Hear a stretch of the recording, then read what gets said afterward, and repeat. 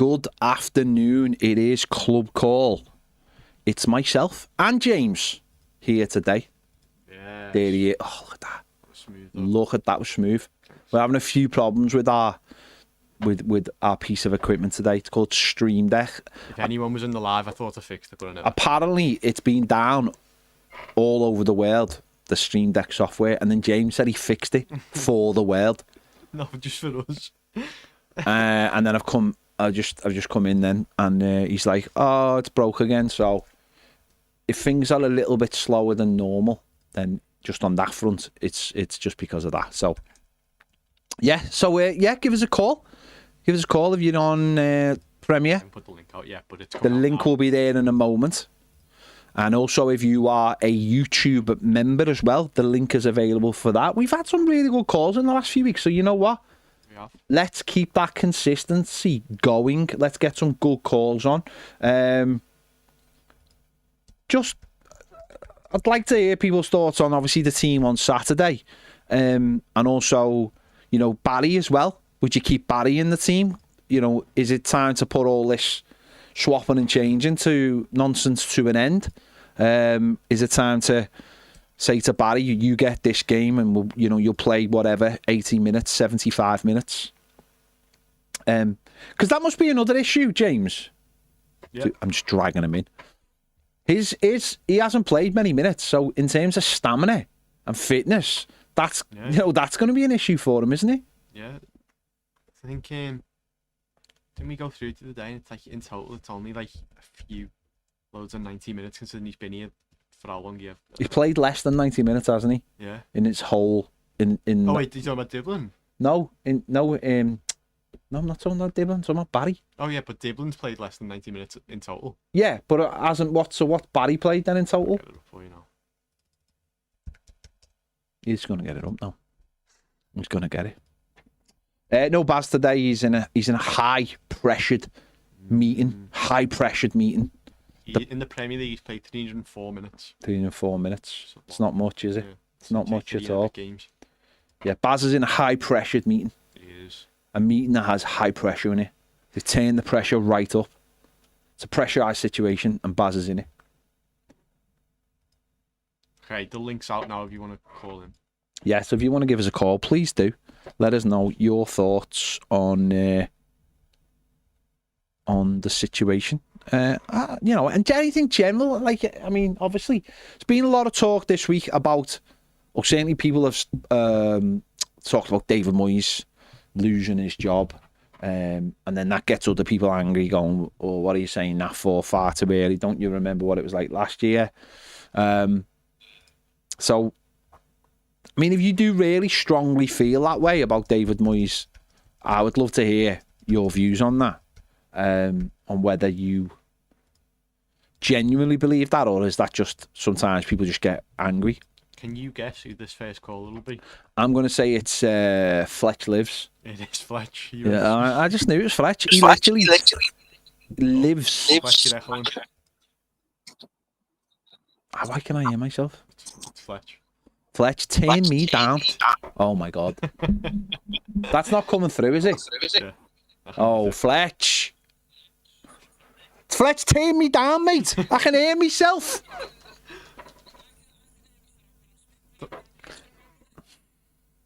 It's all at your end, mate. Don't worry, everyone. I've muted the T-Con. Have you got headphones? You need to get... I can't have this. I can't have this, Fletch. You know what's mad? All right, come... Get headphones. Okay. All right, mate. Yeah, you can't have that. So I muted them, so they couldn't hear that. You just look mental. Did I just look mental? So basically, I was having a conversation with Fletch there, but I'm basically having a conversation with myself because all I can hear is me. And Fletch is like, "No, it's all right." And get some headphones. So he's gone to find headphones. Should ask his mum. His mum will sort him out. If you come on the show, I ask for two things: headphones and Wi-Fi. That's all I asked for, and I believe Fletch had neither then. Because when you use Roman data, but not Roman data, just data, sorry. Roman data when you go on holiday. When you use data, that's where it becomes buggy, and that's how you know. because people walk around. Wi-Fi's more consistent, and headphones. So he literally then had me on the speaker on his phone. Yeah, so you can hear yourself. Alright, he's back. Okay. Hello? Alright, Ped, how's it going? Right, that's better, Fletch. You can come on Is here that now. better? That's better. Happy Go on. days. Go on, mate. Cool. Right, so what I wanted to talk about is, I think the team selection against in our last game, basically, the team selection was okay. It's just what it is now is we need to get Barry scoring goals as soon as possible. We need him to step up now. We need him to start against Fulham, because otherwise, if we leave it to Beto, we're just going to get lost in no man's land, aren't we? Let's be honest. Very much so. Honestly, it's like it's tricky. It's tricky watching Barry because he does have sparks of magic, but he doesn't. He's just not yet seemed to find the back of the net. No, he has definitely not found the back of the net. You are correct, Fletch. Do you know what I mean? And it's like, it's whether or not we have faith in him to moving forward to start. I think he should definitely start against Fulham. I think it should be the same team selection, because what's happening is, right, when the striker isn't scoring, it's putting that extra layer of what's the word? Pressure. Pressure. That's it. That's the word. Thanks, Ped. Putting that extra layer of pressure on our defence. It's that simple. Yeah. Because when the likes of Dewsbury Hall and Grealish and even Njai to a certain extent, he had to go it alone for his goal the other night, which was a magic goal. It was a wonder goal. Let's be honest. Yeah, magic. Basically, my point was it puts the extra pressure on them, right? Because they know if they miss the chance, if Barry misses his chance, we've got it all to do again. Or if we go one down, we've got it all to do without us actually having a proper attacking striker. Yeah. And in other news as well, while I'm here, I've heard that Brendan Rodgers is meant to be linked to Everton. And it's in other news, I love that. In other news, like you're a newsreader. In other news, Brendan Rodgers is meant to be linked to Everton. What's that all about? He's a Liverpool manager. Have we not learned nothing? Have the Viking group not learned anything from the mistake of Rafa Benitez? Hang on. Number one, they're called the Freaking Group, and number two,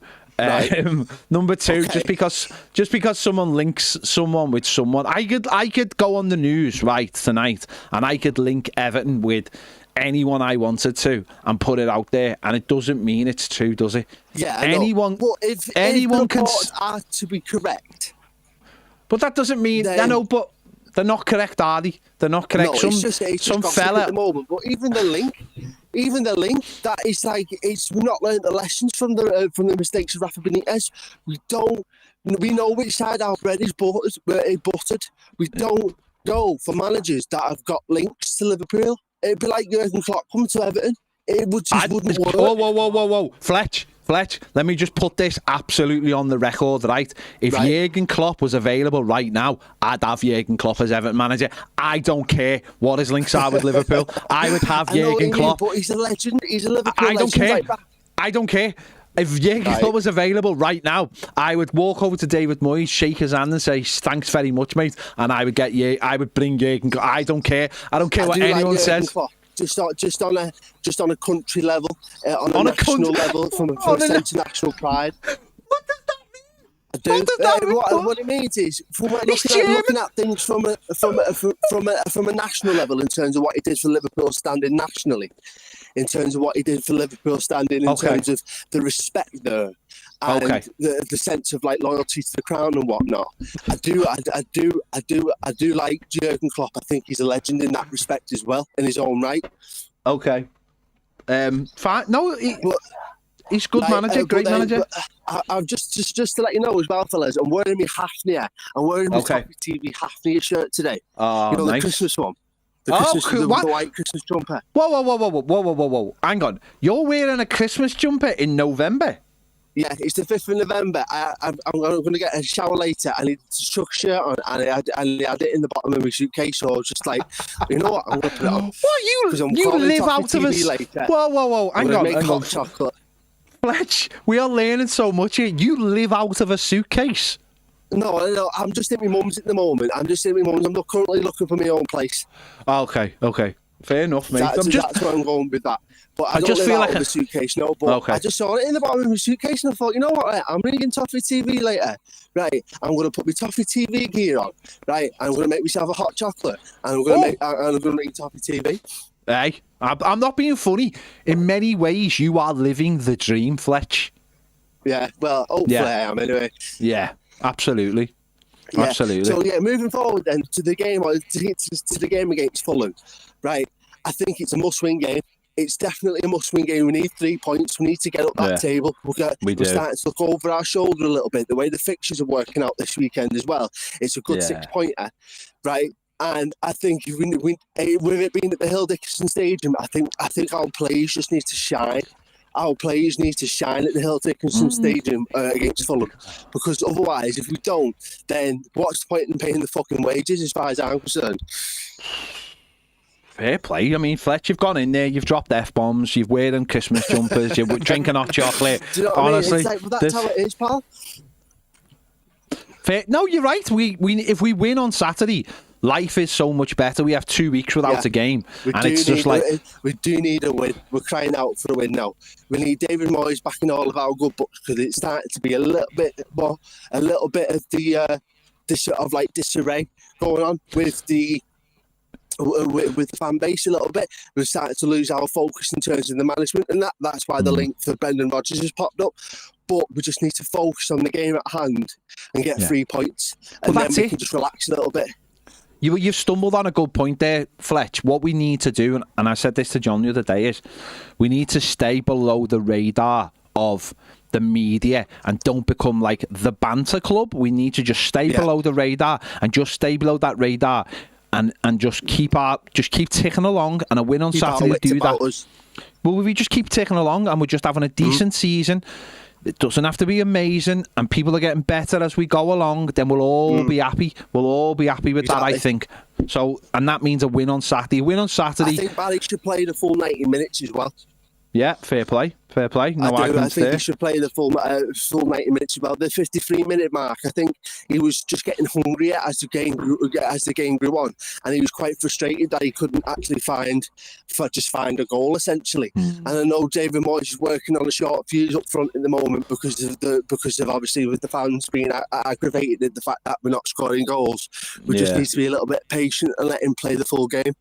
Yeah, I agree, mate. I agree. Should have played on Monday night. Should have played the full game on Monday night. But David Moyes, for whatever reason, couldn't wait to get him off. I don't know whether it's trust. I don't know whether because he's trying to groom 2 players, isn't he? At the same time, he's trying to make. I really wish you'd chosen a better word there than groom. I wish. I get what you're saying. No, I get what you're saying. I just wish you'd used a better word. He's trying to weigh them both up at the same time, essentially, isn't he? 6'7". Yes, see, I brought that in like the lad. Yeah, fair play. But that's like, that he's trying to get the best out of both of them at the same time, and I think they're fighting for attention as far as I'm concerned. Yeah, fair play, Fletch. I can't argue with anything you've said. You've solved. You've solved the problems, mate. Nice one, Fletch. No worries, pal. See you later. Ta-da, mate. Ta-da. Bye now. Bye. There you go. A man living out of his suitcase, wearing Christmas jumpers and drinking hot chocolate on bonfire night. Does it get any better than that? He talks about grooming players. I can't dispute any of that, James. How about you? I'm sorry if it was too loud. I see people in the comments moaning about it, but that was just the mic. But we've got. Do you think Fletch just sits down now and waits for a week? Yeah. Just literally sits down. He was here for the 4 a.m. club call. No, I know. That's what I'm saying. Yeah. I'm just going to tell you this, right? I've done shows. I've done like a show where Fletch will just pop up in the comments and go, "Can we do a club call?" Right? I've done shows like on deadline day after we sign plays, like 1 o'clock in the morning, and I'm doing it at my house, and he'll just pop up and go, "Can we do a club call?" Yeah. He loves it. I respect the commitment. I know what I don't understand about Fletch, genuinely. If I was him, I'd get a TikTok going or an Instagram and start just... Honestly, it would fly. He obviously loves putting his... Expressing his opinions, and that's how basically I started. And it's not like a show-offy kind of thing. It's like, if you've got an opinion, honestly, Fletch, get yourself a TikTok and just start doing it. Honestly, you could be bigger than us in no time, because you're living the dream, my friend. You've got something that all of us don't have. I don't know what it is, but you've got it. But what a tremendous start to the show that is. We've got Alex waiting next. Yeah, fair play. By the way, I'm wearing my Brooklyn t-shirt today. Ooh. Yeah, I'm wearing my Brooklyn sheet because good things happened in the 5 boroughs last night. That's all I'm saying. So I'm wearing my Brooklyn t-shirt. Let's go. Let's get Alex on. Yeah, can you hear me? Hello. We can hear you, mate. Go on. How are we doing? I think I'm Fletch all right. could be bigger than the final boss. The Ibiza final boss. Oh, mate. He'd be bigger than the final boss in WWE, The Rock. Mate, I'm telling you right now, Fletch could be anything he wants if he put his mind to it.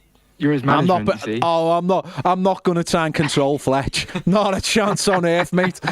I'm not. Listen, I don't even have those powers. I don't have those. Imagine trying to. It'd be like, honestly, God, it'd be like herding cats, wouldn't it? Yeah, like Gaza. The man just needs his. Yeah, I mean, let's be. Yeah, if you got told Fletch turned up with some chicken and a 6-pack for a fella on the rampage, you wouldn't be surprised, would you? Let's be honest. Chief negotiator. Oh, mate. Go on. Yeah, I was just going to say, I think as a fan who pays their way, you can, within reason, say what you want.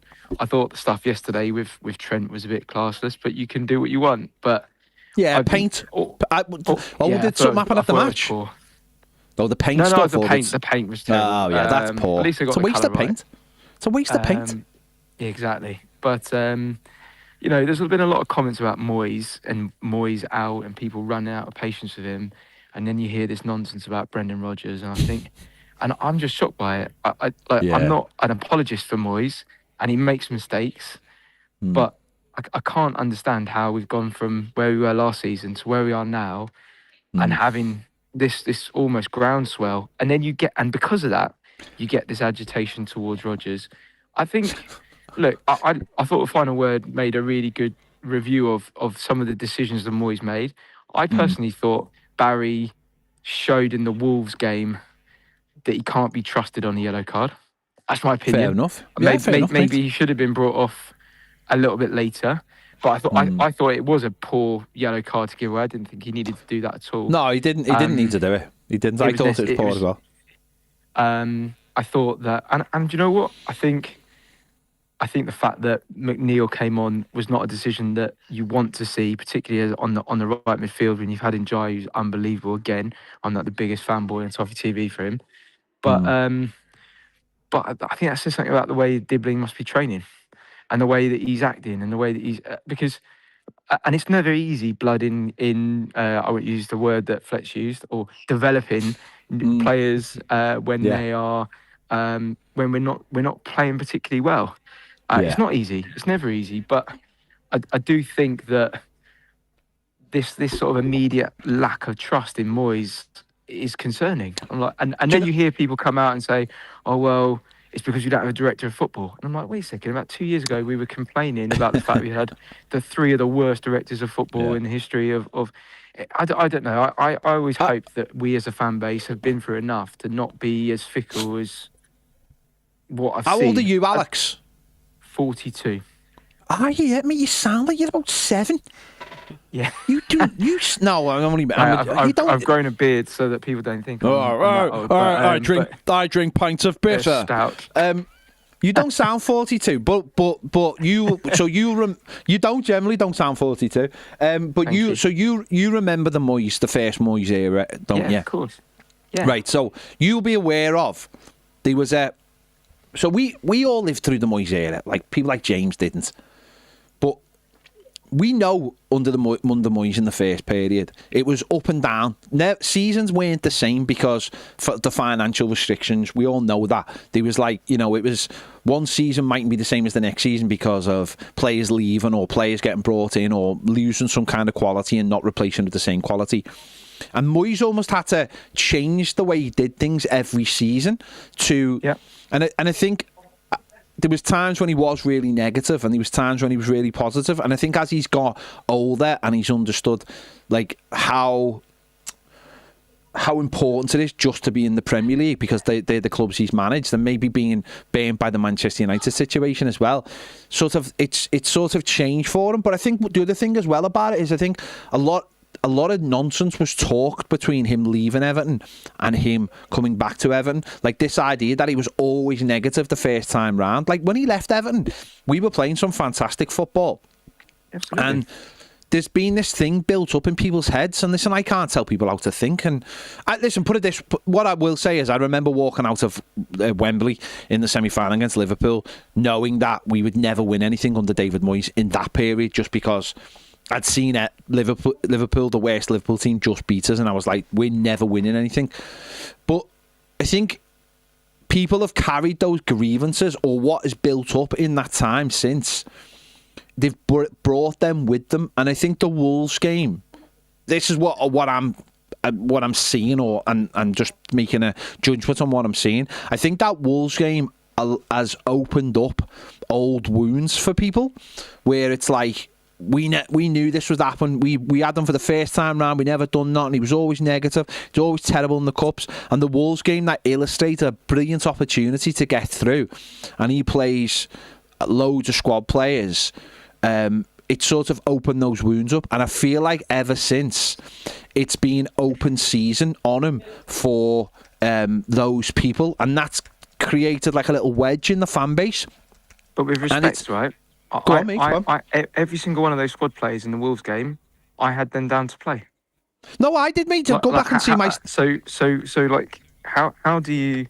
Like, I'm not an apologist for him at all. Like, yeah. And I think he does make some very odd substitute decisions. And I also think that you're right. Like, but then look at West Ham. West Ham would argue. Look at the state they're in after he's left. I know. Survival is not the only thing that we should aspire for. But I just look at look, in my opinion, the first 35 minutes of that game, we were all over them. Yeah, we were, And that's how he set them up to play. And all you can do is go out there and score the goals. It was obviously a blatantly obvious goal that he's missed. Nothing Moyes can do about that. Maybe the way he's handled that and treated that miss as the defining moment of the game, maybe he is handling it wrong. But I just find it, at the end of the day, as Everton fans, I agree with you that people have different, people create the hindsight story maybe different to what it was. We had some terrible years under Moyes. We also had some great years under Moyes. We had years where we got great players from literally nowhere that he brought up. This argument he doesn't play young players. We had James Vaughan. We had Leighton Baines was a young player that came through. It wasn't just, it didn't have to just be homegrown players. So he has developed good players and brought them through, like Jack Rodwell. I think he can do it again. I'm just couldn't wait to sell him though. Couldn't wait to sell him. And maybe there was something in that, right? About, of course, mate. Look at his career. But I do think that there were three tactical things that I observed in the game. I'm sure it's not rocket science to anyone. The first one is we've got no width at all from fullback. So there's nothing you can do about that. If you haven't got players with width, you can't do anything. The second, we've got absolutely no pace in the team at all. No. My takeaway from the Sunderland game was, who's the right back? Who's, Traore, he's a bit of a journeyman from Villa and other teams. Like, why haven't we looked at him as a stopgap for a season or two as a right winger? Because he's gone to Sunderland. Surely there's a better project at Everton if we offered it to him. I just think there's clear this argument we can't find pacey wing fullbacks. It's just nonsense. That they're there. We just haven't gone for them, and then is that Moyes or not? Maybe it is, but that's what I'm struggling with. We don't have that. And I looked at that Sunderland team and I thought, Granit Xhaka, why didn't we get him? Maybe once again, hindsight's a bad thing. Maybe people think he wouldn't have made it, right? But for 2 seasons, he would have been a good job for us. It maybe instead of Merlin, the role, although I do quite like him. I'm Yeah, just I trying to do. get the point across that when you look at that game, we lacked width, we lacked pace. And at the end of the day, we lacked a striker to score a goal. Yeah. None of those things are things that Moyes can change until we can do something in the window. He can't make Jake O'Brien three times quicker than what he is. And No, and but so, he could maybe not play him then. and do you know, and that's the final thing I'd say that I noticed in the game. I've got nothing, this is not a bash on Michael Keane. I think he's been absolutely fantastic. I actually thought he had a really good game. The problem we have when Branthwaite's not in the team, other than the fact he's mega, is when the ball's coming at us in those situations, we just head it away. And the problem is the ball it comes back to us all the time. We panic. When you 100%, and when you've got players like Dewsbury Hall, Garner, the two Garners in midfield, they're not in for an aerial battle. And the difference I felt with Dewsbury Hall was there was nothing coming to him on the floor after about 35 minutes. And he just doesn't function there. Whether he should be an 8 or a 10. But I do hope Garner will go right back. Dewsbury Hall will go in at 8. And then Alcaraz maybe can come on and not feel like he's got to do 90 minutes of work in 5 minutes and go like crazy like he did. Yeah. I think there's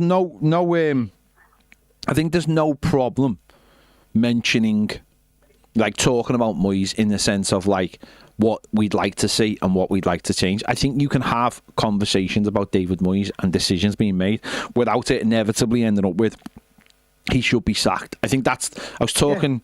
Who was I talking to? I was talking to Charlotte earlier on the live show earlier on Premier, and I was saying, like, we live in a world where there's so much immediacy now. Everyone expects everything immediate, and I'm not the most patient person in the world, but I think it's inflated now by seeing other people win things, or seeing how quick things seem to turn around, or whatever it is, or just how we all live our lives now. The immediacy of everything we can have in an instant, and football doesn't work like that. And we're so quick to want the things that we demand now that it's seeped into football, and I get that. I'm sort of part of that, but it doesn't necessarily mean that you want someone sacked. You can be angry with them in the moment. You can say, why don't you do this, and be frustrated, but it doesn't matter. It doesn't mean that you want them sacked. I've said a few times in the last couple of weeks, it's like a 75-25 with me with Moyes. It's like 25 just burns me head out, and it's burned me head out for years, of like the subs, some signings, but 75% of it is, I know he's gonna have our players doing what they need to be doing, and it's. I think the thing with me is you mentioned there, like, the players we haven't had, or the director of football. For me, it is trying to work out why we made the decisions we made in the summer to bring in young players. Our bench is just full of young players. For a manager who has to start trusting players, and when he doesn't trust them, he doesn't play them. And that's not even young players, that's all players he has. We've seen that with a little bit with Dwight McNeil as well. I don't think he trusts the player to go out and do what he does. But when you turn to that bench and you look, and they're all under 24, that to me is like, why did we make that decision? And that goes back to something you've just said about Grant Xhaka. I'm not saying I would have bought Grant Xhaka, and certainly, he's had a good season so far, but it is odd that we didn't actually go, do you know what? Why don't we get a couple of, why didn't we keep an Ashley Young? Why didn't we keep a little bit more experience? Or why haven't we got a little bit more experience?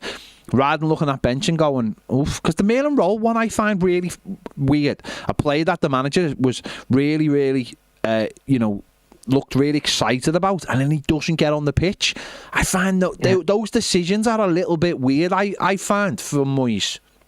I think Urban's great, and I think I know he's frustrating at times, but in the games he's come on and he wins a penalty, I do, you look at the bench and you go, oh, do you know what? It's better than a couple of years ago when we had like 12 goalies on the bench, right? Yeah. But I do think, as a last point, that I think Go on, mate. We have to be succession planning now, right? Yeah, this is our opportunity. Moyes left us because he had found something that was part of his succession plan, and that's football. We are in a position now where, at the end of the season, it's a logical point for us to be, where Moyes isn't going to be doing this forever, right? Might be even his last gig. There's no way that football's not a romantic game. We shouldn't just be, keeping managers on so they can go out on it with a guard of honour or anything silly like that. But at the end of the day, Moyes isn't going to run forever. His style and his way of football, I think you absolutely rightly said earlier, is of a different time.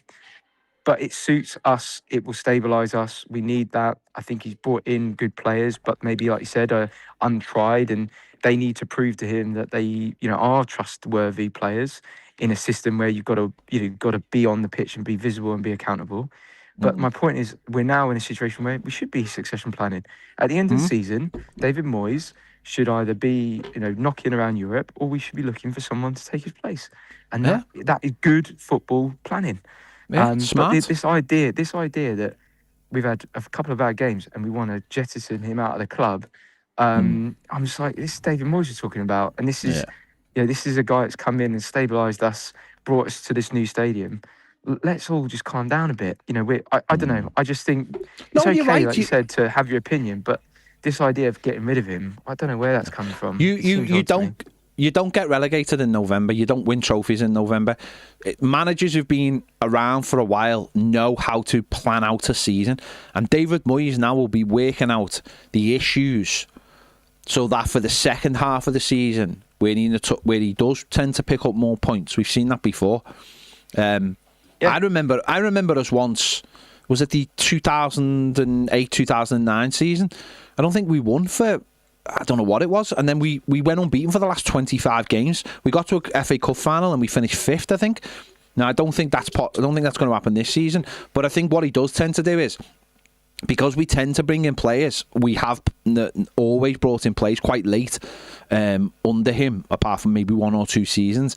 He gets players in late. It takes them time to settle, and then at some point in the season, it switches over, and then we go on good runs under David Moyes because those players are given time, and he's figuring them out as much as they're figuring out the league. So it's, he probably is the best man for the job right now, but you are right, succession planning has to be there. And what we've seen from the Freaking Group so far is they've done all right at succession planning since sort of figuring out what they needed to do at Roma. So that might be, what they'll understand. David Moyes is in the long term, and now is the time to start getting their eye on who they want next and have a team and a club ready for that person. Got some bad news for you. What? You've left. No, that's all right. That's okay. Good call, Alex. That's okay. Hopefully he heard me. But I'm just going to throw a name in the hat here, right? I'm just going to throw a name in the hat, and I'm not talking about sacking David Moyes at all. I'm talking about succession planning. There is a manager out there whose contract ends at the end of the season. It's not Iraola, even though his ends. Oliver Glasner at Crystal Palace, right? Done a really good job. Now, if Everton got in his ear, genuinely, I know loads of people are like, Oliver Glasner wouldn't come to us. And listen, you might be absolutely right. Oliver Glasner might be eyeing a Euro giant for all I know.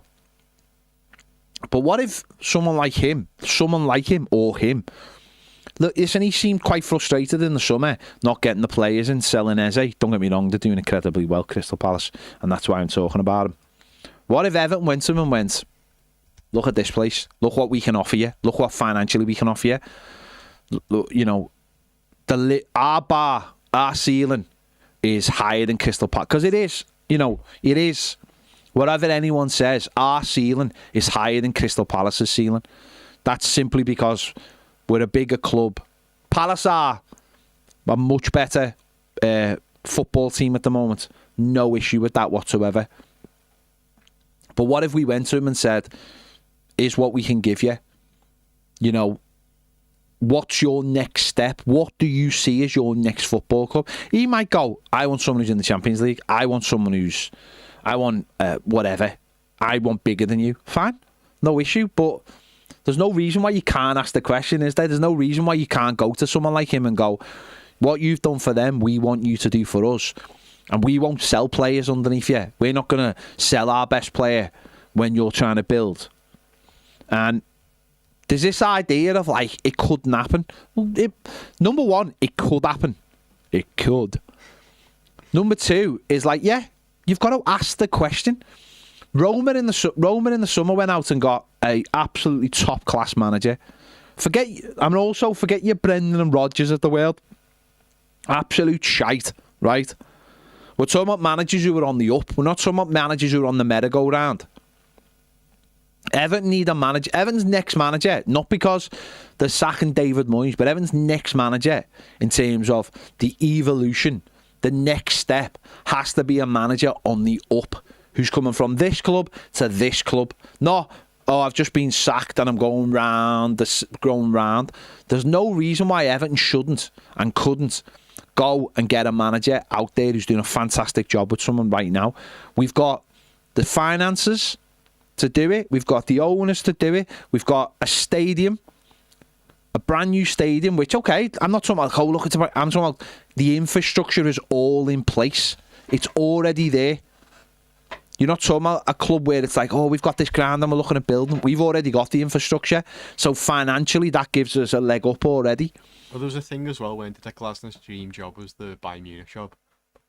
Bayern Munich have just signed a new contract with him. Well, exactly. Like And that's the point, isn't it? His dream job might be Bayern Munich, but Bayern Munich mightn't be ready right now for Oliver Glasner. You know, no, that's a good point.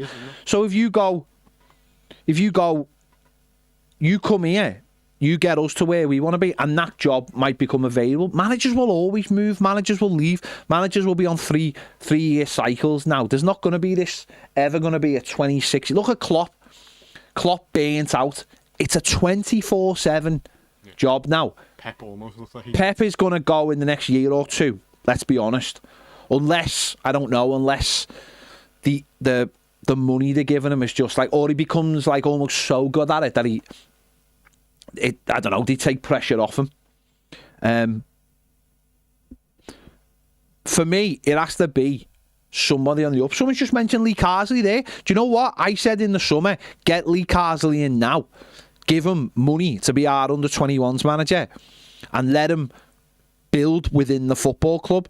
That might seem mad for some people. I don't see that mad. I see that as logical. I see that as pay him good money to be our under-21s manager, and he is the next in line to take over from David Moyes. But if that's not the case, then someone like Oliver Glasner, I genuinely believe, it could be someone that Everton. Listen, Palace fans might laugh at this. They might laugh at this because they're like, look, why would he go to you? He's a fantastic manager and he's doing a brilliant job with Palace, but he'll get to a point where he'll outgrow Palace. And I'm not saying Everton we're a bigger club than Palace. Let's get it right. We're a bigger club than Palace. But Palace are in a much better place right now. But it doesn't take long to swap that over. If David Moyes gets the foundations right, starts turning some of those young players into team players, suddenly we talked about it when we the other day, you get a centre-back who's a young centre-back in there. You get a young right-back in there. And then suddenly you look at our midfield with young players in. Barry might start scoring goals. You've got Dibbling, Ty down and Jai. And suddenly we've got a youngish, good young team there. Yeah. It doesn't take that much. It just takes good signings in 3 positions. And honestly, that's all it takes. If you get and then you say to a manager with vision, take us forward. Honestly. Now, whether that's Lee Carsley, that's a different way of doing things. Or someone like Glasner, or someone out there. Someone just said Emery. I think Emery is doing well at Villa, and I can't see him swapping Villa for Everton. They've got a lot of plans themselves. But this isn't, by the way, sack David Moyes and bring one of these players in. This is the next step. David Moyes has got just over 18 months left on a contract. So Everton have to be succession planning. There you go. We have Brian Garside in. Brian Garside, all the way from Sweden. Go ahead, Bri. Evening. Hello. All right, we're on. Go on, mate. Jump in, straight in. You handled Fletch very well there. Thanks. There you go. I see your Annabelle's in line here too, so I can't take up too much time. Oh, that's all right. Go on. Have your say, mate. Sultry tones. No, you have your say, Bri. Go on. Yeah. A couple of things. Well, 3 things. First, a lot of talk about how we're playing, how boring and predictable we are. One thing which is missing from last season, which is affected us more than any of us thought it would, is the absence of Doucouré. Okay. because what I find is I've not heard this from anywhere else, so I might just be out in the woods somewhere. No, I have seen this. The I have energy seen he this. brings, he put a lot of pressure on the ball, on whoever's going to receive the ball. That because of that, I feel that the midfield pushed up higher. Yeah. And that allowed us to put more pressure over the whole pitch on all the opposition's players, which means the ball broke for us a lot more and we created more opportunities. There's no one doing that anymore. Yeah. And so so you're talking about the press, aren't you? Even Beto was scoring and Alcaraz were a lot more involved in the game. And I think that's what one of the things we're missing at the moment. Somebody with that energy higher up the pitch, putting up a high press. The press, we've missed that more than anyone thought would. Yeah. I do know what you mean, mate. I thought the press, we started well on the press on Monday, and then it dropped off as players, And you're right, we do miss that energy from the core. I know some people might say, we've got a different thing now, but we do miss that. He did press from the front, and it's sadly not there at the moment. Dewsbury Hall is a better footballer. Yeah. But he doesn't do what Doucouré did, which put pressure and caused a bit of panic in the opposition's defence. Yeah. Yeah. So that's why I would drop Dewsbury Hall, lower it back. Not drop him to the bench, but lower down the pitch. Okay, just refine that one a little bit. So I drop him back into midfield, and I'd put. Why do I put Alcaraz in that and give him a go? Yeah. But I do also think that Barry will be a lot better having playing consistently with Dewsbury Hall, Grealish, and Ndai, and even Alcaraz, because of the way they play. I think he's far more suited than Beto. I said before, Beto is a Gary Lineker of the class. He wants the ball to run onto and to hit it first time. That's what he does. That's what he does. That's how you even saw from Pickford on Monday. When Beto came on, he was putting a lot more long balls through. Yeah. Sadly, the wind took it a few times. Yeah. Which is why it went too long. But you find that a lot more when Beto on the pitch, the Pickford goes long. I think obviously Barry's a much better footballer. He has a lot more control of the ball. His positioning is better. His discipline, despite the booking, is better. Positional sense is what I was looking for. And he proves to be a far better player than Beto. They're very different, but he's the better player for the team. Yeah.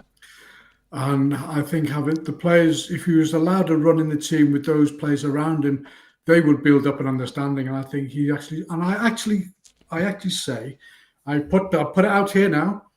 Go on. Barry, he's got to start on Saturday. Yeah, and he absolutely. would score. He would score on Saturday. Because I think the miss on Monday was the bottom of the barrel. I really don't think he can get much worse than that in the booking. So I think he starts Saturday, he plays 70 minutes and he scores. Yeah. Hopefully, I agree with you, mate. I absolutely agree with you. I think he asked. I don't know why Moyes took him. I know Alex before said but I don't. I just think he should have left him on Monday night and just earned the trust from. I know it's very easy to say that because if he turns around the next 5 minutes and gets a yellow card and gets sent off, we're down to 10 minutes, completely different. But at that stage, it had been a while since he got the booking and he had seemed to calm down. Maybe Moyes sees something in his nature where he's a, I don't know, maybe he sees him every day in training. He might be like, well, it's not the fact that he might just be one of those players where if he does get into the game and he's awkward, isn't he? If he's awkward, he might get booked for doing something stupid. Because that's the thing about the booking on Monday. Was it a premeditated thing, or was it just stupid? And there's no way of us knowing whether he might do that again. But I suppose you've got to earn that trust. But I just think he got took off far too early, and I hope he starts on Saturday. I think most people do. I think that's the thing. I think Barry at the moment has got not the confidence of the fan base, but I think the fan base, very much like Beto was this time last year, the fan base want to see Barry do well. And I think that's a positive thing. I agree. He's not got the trust, but he got the belief of the Yeah. fan base. The booking, I think, was just. I think he just lost it for a second there. But I think that staying on there, I think he learned from that, because you could see it by his reaction that he was rather perturbed. So he's put out, and I agree he was taken off far too early. But I think there's absolutely a player in there. I think he has the desire to succeed, and given the opportunity with the right players around him, I think he will, because it's not just his goal scoring. I think his link-up play will create chances for those around him. Yeah, which not going to happen with Beto. No. So yes, absolutely, and yeah. I'm not going to go on to the right back because we talked about that last time I was on. Yeah. It's still frustrating. Yeah, it's still frustrating. But then remember we talked about tickets. Yeah. A while ago. Yeah. I get a lot of adverts, sites selling Premier League tickets, and of course each match is categorised at different prices. Yeah. So basically, we're talking about 150 euros for a match ticket. Now, 150 euros is about 120 quid, isn't it? If I'm thinking right. So, I'm not going to pay that money to go to a match. I mean, it might be with some kind of hospitality, which is what, 10% off in a bar for a sandwich or something. Yeah. Sorry, because I'm not like. I've had a lot of people like moaning about, I can't get home after the game. It takes me an extra hour after the game to get home. Well, sorry, but we've moved to Bramley Moor. I'll get back to his tickets in a minute. We've moved to a new stadium. It's a different area of the city. The transport's not the same. The parking's not the same. Of course, it's going to take longer to get home. Well, so what? Enjoy it. Yeah. If it takes an extra half an hour to get home, okay. Yeah. If I want to come home for the game, it takes me 3 days. Are you walking? So, bit of perspective there, eh? Yeah. Never mind that cost. But it's 3 days. Your flights, hotels, and all that. 3 days. Never mind the next hour getting home. Yeah. So I think a lot of supporters have to say, accept the fact that we are where we are, and we're not as good as it, which is in the middle of a lot of local park and that kind of stuff. And this is part of the price we have to pay. Well, what I would say about that is, going back to your ticket thing, no one should be paying over the odds if it's a normal ticket, obviously. Exactly. On the stadium thing, what I will say is, but this is Everton have got to help with this, right? So, because I've seen a few things after the rugby, and the rugby thing people were saying was all basically the same thing. Great stadium, wonderful, blah, blah, blah. Toilets are a bit of a joke. Run out of ale. I mean, who runs out of ale at a rugby for a rugby? Who doesn't order enough ale for a rugby match? Do you know what I mean? And therefore, at the end of the game, none of the bars were open. And therefore, no one could stay. And it was very congested getting out. Therefore, the traffic. Therefore, the trains. So, this is a two-part thing. Honestly, if people want to get away faster from the new ground, stay in the ground longer. Genuinely. No, honestly, it sounds silly, but honestly, stay in the ground longer. I stay in the ground half an hour after the game, and I go back to my car and drive home without any issues, right? So that's number one. But the club have to start helping and start advertising what is available after the game, and start promoting and start doing offers to keep people in the ground for half an hour to an hour. Say the ground is open for an hour after the game. Tell everybody that the ground is going to be open and you can watch whatever game's on, or they'll put the game back on the TV or whatever it is. But Everton, start doing your bit. Make the food cheaper, make the coffee cheaper, make the beer cheaper, whatever it is.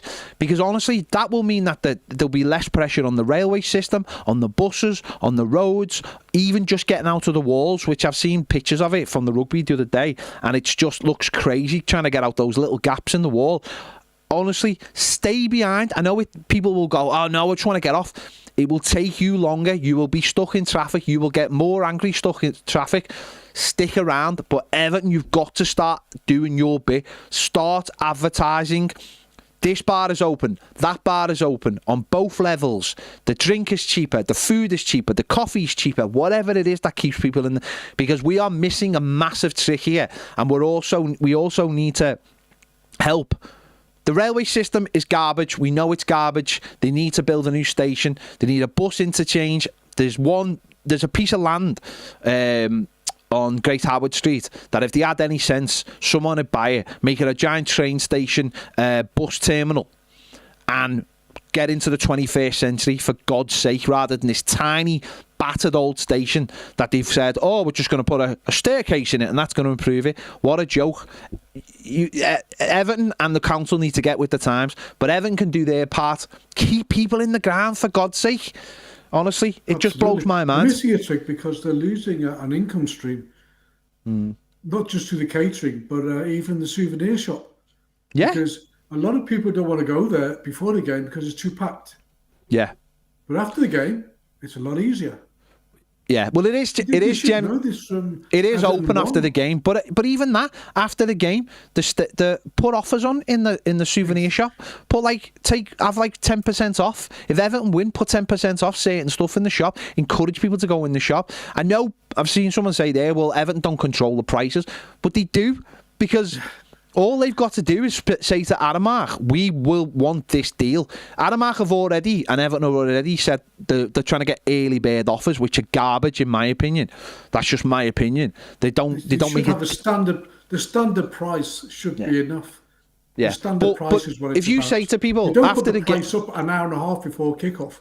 No, you have a standard price. You get people in and they stay there, and they buy maybe 2 drinks or with a meal or coffee as well, or go to the souvenir shop, whatever it is, where you keep them within the wall and get the money turning over within the walls.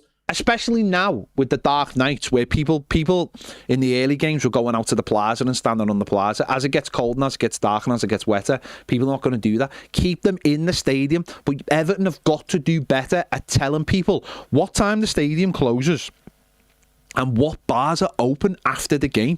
Because I've heard reports, no one has told me yet that there's any bars open on level 1. Obviously, I'm in the South Stand upper, so our bars are open, but I don't know how long that bar stays open for. Everton have got to start getting consistent with the messaging. These bars are open. They're open for an hour after the game, and the drinks are going to cost you this much, and it would be so much easier to get away from the stadium, I guarantee it, because all I see is when people leave is anger, getting stuck in traffic. No one likes being stuck in traffic. But tell you what they do like, standing and having a pint or a pie or a coffee or whatever. I stay around, use the Wi-Fi and put up my videos out. It's great for me. It's perfect. And then I just walk out and the roads are quiet and walk up to my car, and generally I can get away quite easy. It might take me, obviously it might take me 10, 15 minutes longer to get home than it would if there was no match on. But genuinely, it's easier. But the thing is, what you could do after the match, okay, there should be a standard price for everything. I don't think you need special offers. Standard price for everything should be value for money, not overpriced or underpriced. Then after the game, you should be open in the area, if they have selected areas or not, where people from different parts of the ground can meet up, because you've got friends, relatives, or whatever. And you can all meet up and have a coffee or a burger or a beer or whatever it might be. Absolutely. And meet up with your friends, family for an hour, half an hour, and then go home. And that is part of the day. That is part of the experience. Well, your match routine. And which is what it's all about, because we all have our routines, etc., from which we had previously, and you can continue those now, and that should be made available to people. And if there's a game on, well, don't switch it off on the penalty zone. Well, I know. Well, but actually, that's a good point, Brian, because the first couple of games, we were getting off straight away, and I was getting angry. Like, I go with my missus and go with the fan. I was like, what are we getting off early for? We've just got this amazing stadium. Why are we getting off? Where are we going? Like, we're going to sit in traffic, and then we're going to sit in our houses. Why don't we just stay in the stadium for half an hour and savour what we've just got and enjoy what we've got? I know, listen, people can't always enjoy going to a match because if you lose. But I was like, why are we getting off? What are you getting off for? It's like, let's just hang around for 15 minutes. So, yeah. You meet up with people and enjoy the occasion. Absolutely. Absolutely. Especially for those who travel, for whether it's from the south coast, North of Scotland or abroad. Yeah. They want to meet people there. Yeah, exactly. Still part of that. And exactly. With the greater focus on, we say, the tourists, then that would be part of the matchday experience, which, of course, will increase the income into the club. Yeah, absolutely. Nice one, Bri. Take care now. Take it easy, mate. Daniel Barton, can I just pull you a minute? Right. Darker nights. Yes, dark nights. I was thinking Batman when you said that. No, of course everyone thinks Batman when I speak, because I am basically Bruce Wayne, aren't I? Right. In the summer, is it not night? Is 8 o'clock night? At any time? 8 o'clock. Night time. 8 o'clock at night, would say, wouldn't it? Yeah. Right? Is it light? Sometimes it is, yeah. No, in the summer, is it light? Yeah. So is it still night? It's not. Yeah. Yeah. Yeah, it's but it's light, isn't it? It's light, yeah. Yeah. So therefore, proving my point. Something I was laughing at before. It goes dark at 4 o'clock now. Did you see I think you replied to a question mark. Someone said you was on that podcast. Yeah. Was you on the podcast, or if they just took a video of you and done this with it? I think they've just took me. I'm not on that. That just came out 19 hours ago. But I'm not on that podcast. That's what I'm asking. So what am I saying in that podcast? I think it's, when you're on Sky talking about Moyes. Yeah. They've took that as if it's like but they've angled it so it looks like it's a conversation. Are they feeding me questions? As in, like... I don't know, Rick. It just looks like he's talking to you, doesn't it?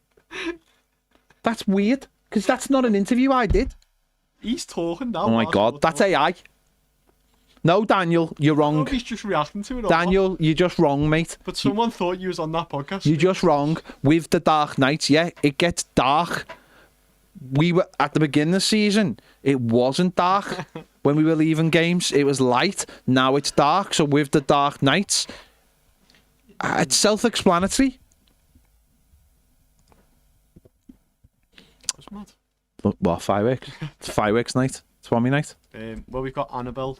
Go ahead, get Annabelle on. I think she's the last one. Thank you, Fletch. It's 75 million views. That's mad, isn't it? 75 million. I didn't even know. I wasn't even expecting that. It just popped up yesterday. 75 million views. Someone has watched. People have watched this. Go on, Annabelle. Sorry, I'm rambling on there. Good evening, gentlemen.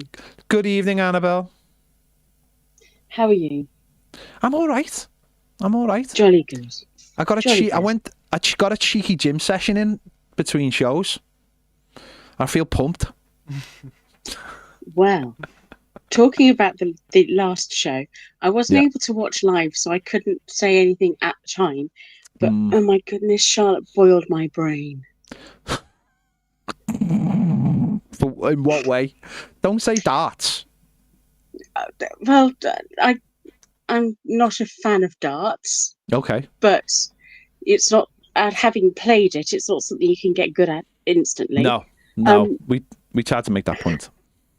But not knowing who Sir Patrick Stewart is, and then thinking he's just a sci-fi actor. He's one of the finest RSC actors ever. I think Annabelle, what I've learned from doing this job and working with the likes of Ned, James is a little bit more knowledgeable, but what you've got to realise is we grew up with 4 channels and VHS tapes, and I have to get this across to them all the time. We soaked in everything, didn't we? Because whatever was on, if there was a film on BBC One, we watched that film. If there was a Channel 4 film on Channel 4 that we could watch, we watched it. We listened to the top 40, and we knew all the music.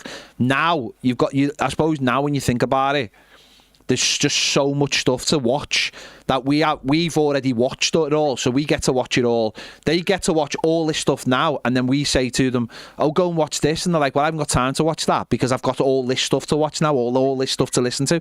There's just so much, and they blow my mind all the time when I go, "Have you seen this?" And they're like, "No, I haven't seen that." No, and I don't know. Yeah.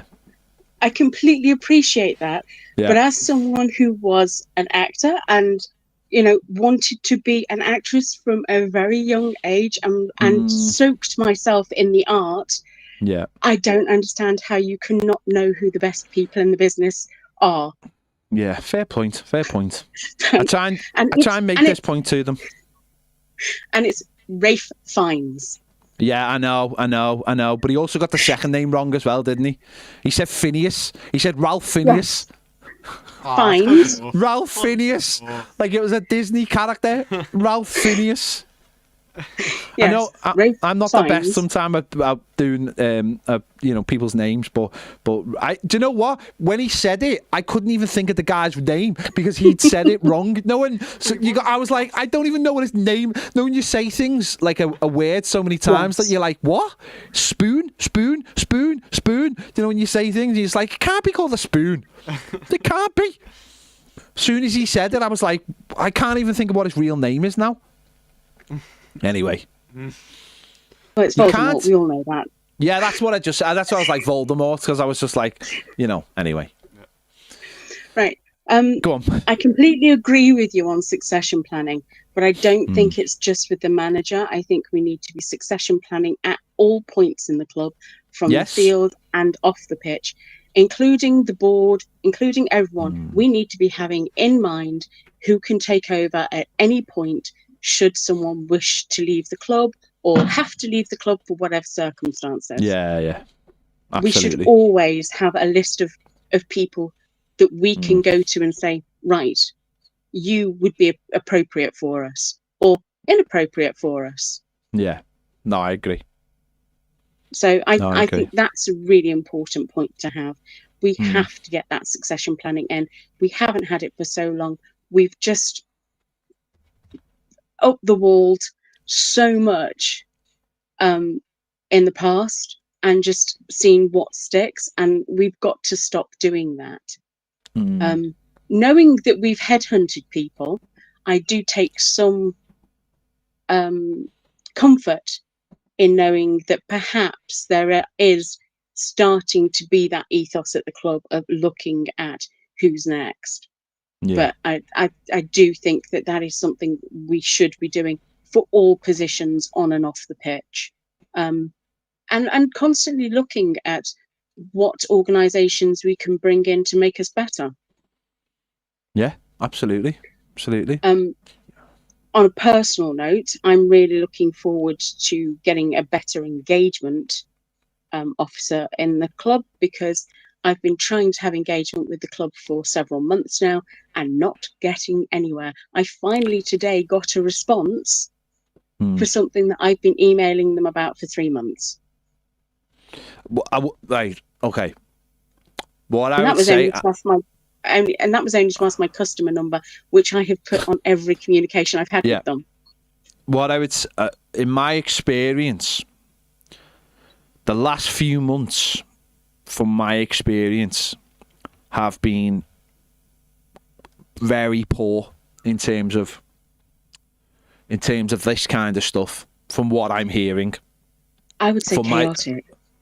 No, you're right. I feel like the move to the new stadium has somehow put everybody on the back foot, and I don't know whether Everton. And I'm just in case anyone from Everton is watching, it just to me doesn't feel like Everton have got enough staff, and the staff they have got are spread too thinly, because I can't say them publicly, but I'm aware of other instances of people who are dealing with jobs and are no longer, or now have 2 or 3 jobs, and nothing is getting done, and there's it feels like there's a massive tick list of things that need to be done around the stadium, around fan engagement, around everything that's going on. And because we've gone from a small tick list at Goodison to now a huge tick list.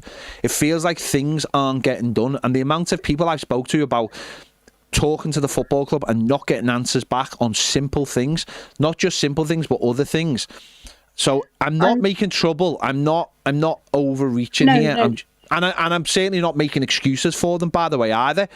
They don't seem to have enough. They don't seem to have enough staff to be able to deal with the simplest of things, because they are dealing with so much at the stadium, because the stadium is very much an ongoing thing. We've seen that. Yes.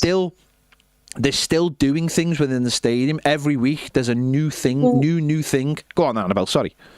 My view is that there's so much new in not just the stadium but the club itself, with new reward schemes, new ways of getting in touch with the club. Everything is new, and I feel like people feel onslaughted because there are so many questions, and it feels like everyone is still very much in a Goodison frame of mind, because they knew what they were doing at Goodison, they knew what used to happen, and it feels like people haven't quite caught up to where we are now, and that some of the staff maybe haven't had the training. That's certainly the view that I get, that they haven't had the training on all areas of the club, and they have to refer to too many other people to get an answer.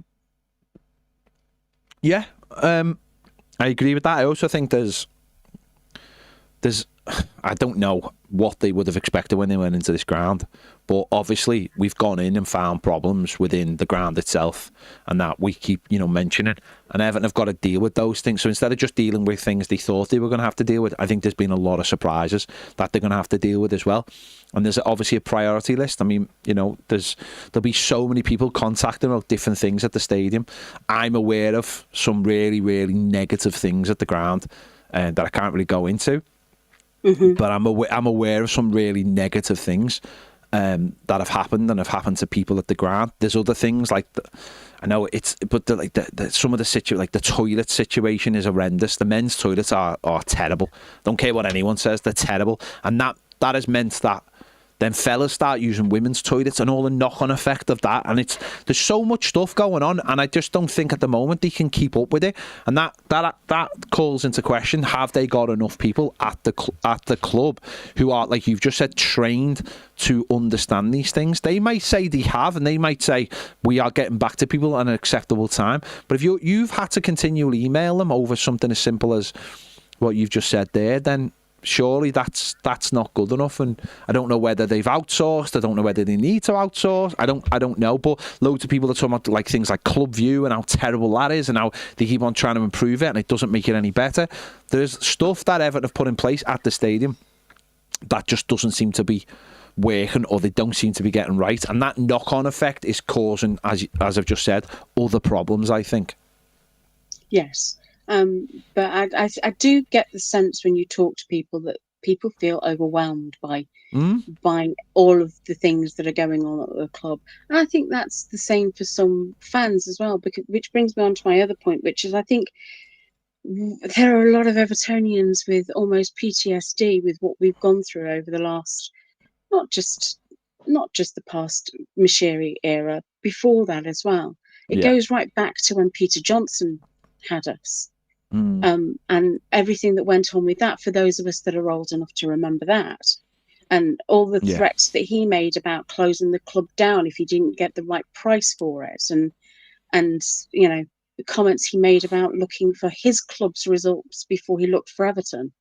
So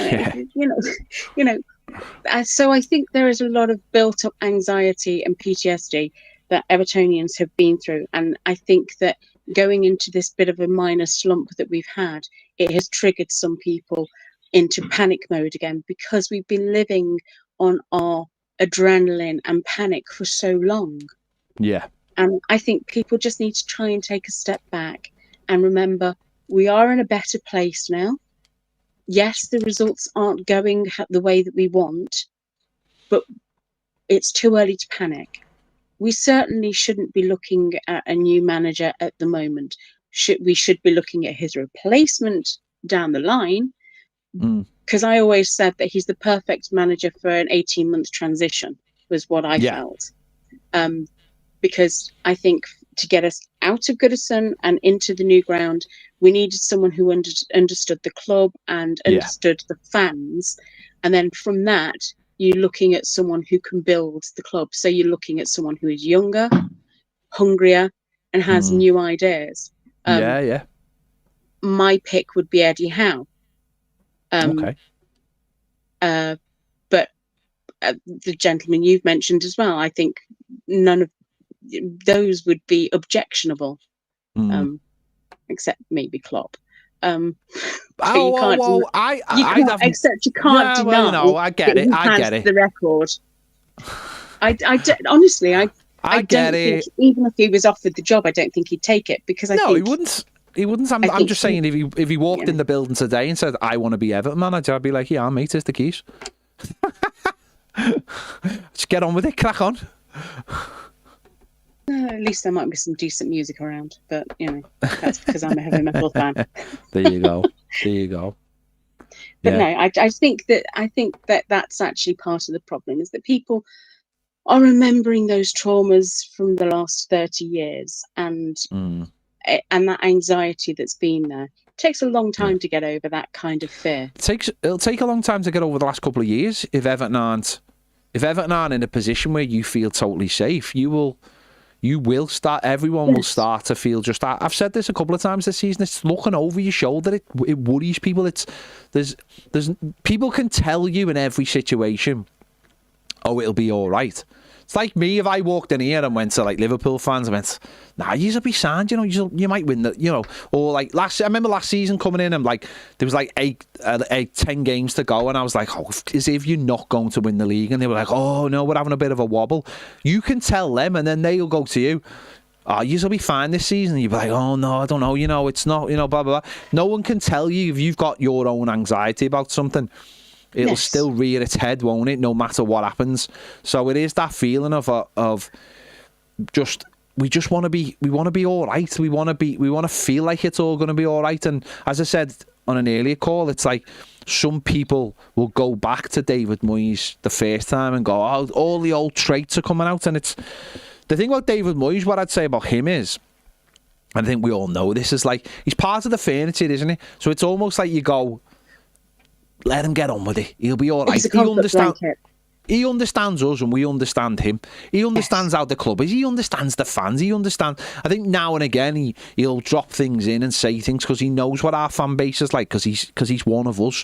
And he's had plenty of fights with Everton fans before in the past. He's had to prove that he knew best loads of times. He doesn't make it personal. He doesn't ever like do what Dice did, where it's like, it's me against you. He'll just go, "I'm in charge here, but I understand." And it's just, you have the moments. You just have those moments, don't you? Where we should all be able to question David Moyes if we want to, but let's not go too far on that.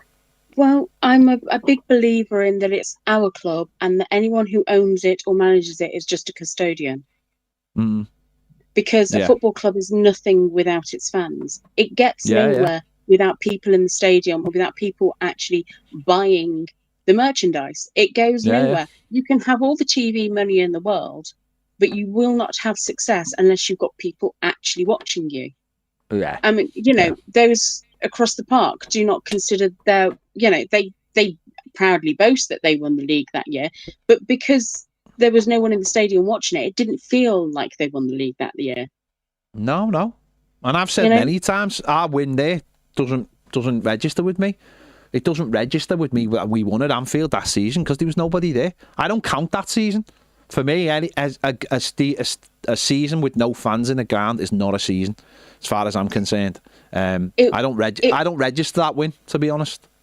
It rather felt like watching a video game of a match rather than watching a match. Yeah. Because it just felt soulless.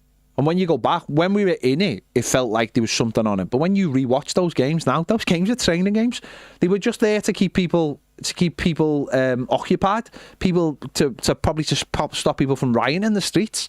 Yeah, is something to watch on a Saturday afternoon or a Wednesday afternoon or whatever it is. They weren't real. That wasn't real football. So I don't even count the win at Anfield, to be honest, because I just look at it and go, we haven't won there. We haven't won there since, since 1999, as far as I'm concerned. We haven't won there. So, and all of that. Obviously, for me, I listen to games most of the time, or watch on TV occasionally. But most of the time, I'm just listening to them. But even for me, it didn't feel real because I know this sounds really odd. You could hear the players too much. Mm-hmm. Being able to hear everything that the players and the staff said just made it feel like such a strange experience. Yeah. So for me, yeah. Well, let me ask you a question, Annabelle. Sorry, let me just ask you one question. Have you watched Dockside Live yet? I have. How are you feeling about that? Interesting. So if anyone doesn't know, Dockside Live is the new show that Everton are putting out pre the match. And are they doing post match? Yeah, it's only and at half time as well. Okay, so it's obviously only been on 2 games, so it didn't start at the beginning of the season. Yeah. I think it's a work in progress. So obviously it's a host and it's an ex-player. They were at the new stadium, and they were at the new stadium on Monday night as well, at our stadium. It was watching the game and doing sort of, half-time and pre-match, half-time, post-match analysis. Obviously the stream goes off for the game. So what are your what are your issues with it, or is it just sort of as you said, a work in progress? I think it's too early to give judgment, and I think it would be unfair on the host to do that yet, because I think it's too early into it to do that to her. She certainly seems to know what she's doing. It needs a little ironing out and some finessing, is my view. Fair enough. But the guests have been interesting, and listening to players is always, or ex-players. Yeah. It's quite strange listening to Tony Hibbert, because I've never heard him speak before. Exactly. What I would say is, so Marva does it, and she is an Evertonian. She's from London. She is an Evertonian. She does loads of stuff. She does Premier League and stuff and that, and she's been doing stuff for ages. I think for something like that to work, it should be the same host and the same guest all the time to build chemistry. That's my opinion. That's nothing against anyone who's been on it. Keep the same people all the time on it. If Alan Stubbs is going on it, have him and Tony Hibbert and have Marvin on it all the time to build that chemistry, because I think that's what it's about. It's about people. I mean, look at me and Baz can finish each other's sentences. There's that chemistry. We know when to start. When he'll know when I'm saying something, and we know we've got that chemistry with each other. That's built up over many years. But you've got to. I think that's how to get rid of that awkwardness at times. You've got to start having that chemistry. And I think that would really help that show. I think that just having me and Baz on that show would really help as well. But that's not going to happen. I think actually what would really help it is if, like you said, there was an ex-player who was constantly on, the host, and then possibly every week a third person, because I think part of it is that it's just 2 people going back and forward. Yeah, that's you're absolutely right. And sometimes you need another person to expand a conversation. Yeah, no, you're absolutely right. 2 people who are always on it, and that third person who's a guest, definitely. Yes. And it would also help if that third person had something that links them to both Everton and the club we're playing. Yeah, no, I get that. That's not always easy, I would imagine, with the bookings. It's not. But I do take your point. It is that makes sense. But I do think I just thought. Hang on, my headphones have gone, James. Hang on, Annabelle. My headphones have died. Hang on, I've got the other headphones here. Hang on 1 second, Annabelle. I just heard that burp, burp, burp, burp, burp, burp, burp, and they died. Hang on. Put these ones on. Hang on. One sec. Right.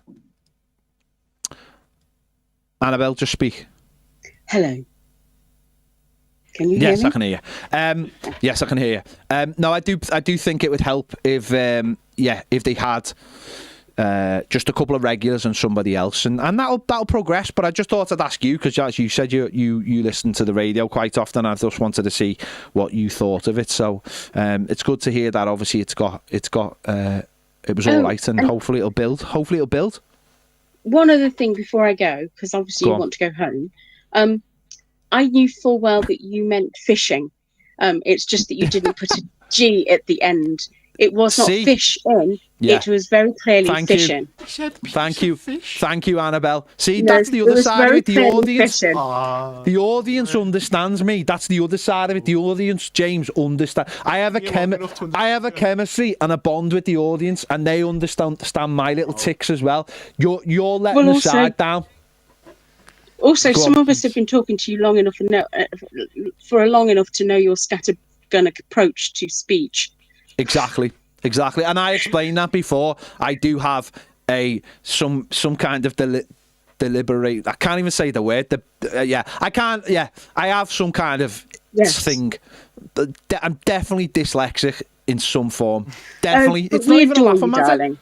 Thank you, Annabelle. That is. It is always a pleasure to speak to you. You do raise the bar on this show when you come on for everybody, I think. So thank you for coming on again. That's very kind of you to say. Thank you.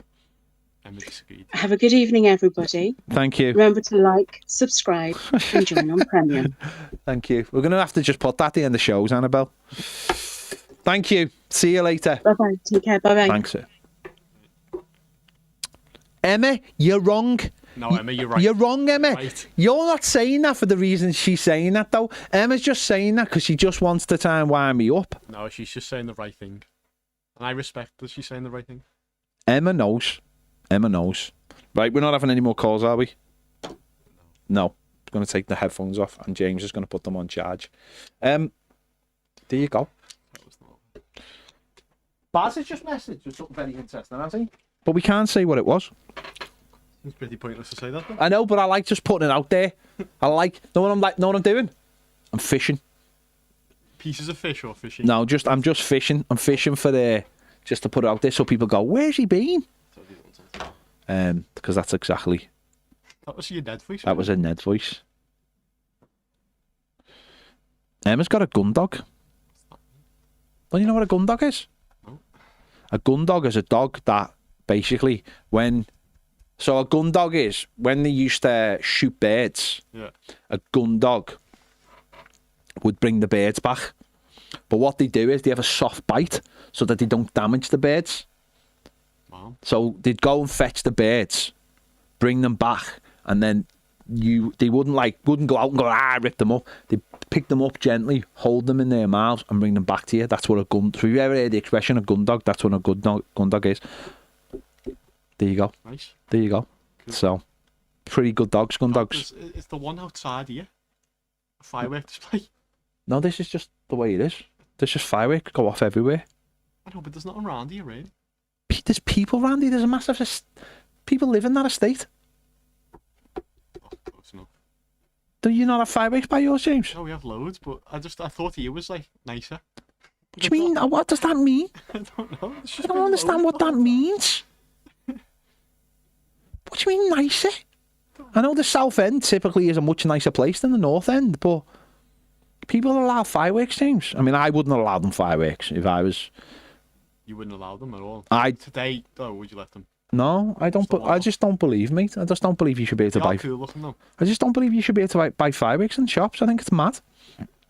Also, I've put a link there to a video that you should watch, and it shows you... It's only a little 5-minute video, and it shows you what Peel are looking to do with the water, with the front, and it's mad. Like, what they want by our ground is mad. They want flats. Now, of course, it's just a video showing, but they want these flats round, and it's just so weird. Yeah, there's loads of trees. Loads of trees. Well, there's a park. There is going to be a park on the Central Docks, but right by our ground on Nelson Dock, they want to put put these flats in. It's like, number one, imagine you live there on a match day. That's going to be nuts. Yeah. And also, let's hope that if they do put flats, you can still see out the south stand. I mean, I wouldn't put flats there personally, but there you go. Eugene, it is Guy Fawkes night. You're right, my friend. Emma, you're right as well. James never clarified what he gets in his fishing advent calendar. That is also correct. Plastic ones. They're not. No, it would be like bits gear, wouldn't it? We were talking about advent calendars, and someone said they got a fishing advent calendars, and because the way I spoke, it sounded like I was saying they had fish in them, No, but I you wasn't. said a piece. But I wasn't. Yes. I was saying, right, that they will have pieces of fishing equipment within them, because some people have Have you seen the Lego ones? Where they're like £100? Yeah. Well, it's the same. You'll get pieces. In fact, there's a shop that only advertises late night on TV, and they have an advent calendar, and you would get something in it which you could use for chess. So maybe that's what you should be getting. Maybe, I'm not being funny, if you got that advent calendar, you might be winning the darts in 2 years.